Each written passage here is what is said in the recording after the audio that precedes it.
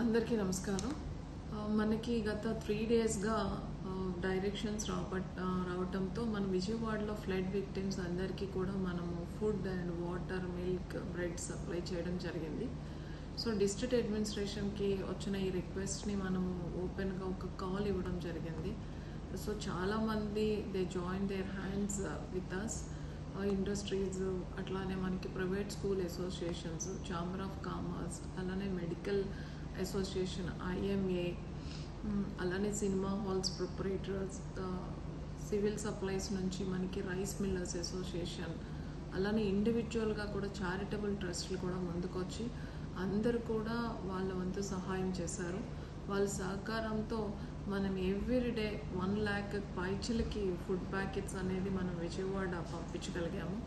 అలానే water, bread, milk అన్నీ కూడా పంపించగలిగాం. సో వాళ్ళందరికీ కూడా పత్రికా ముఖంగా ధన్యవాదాలు తెలియజేస్తాం.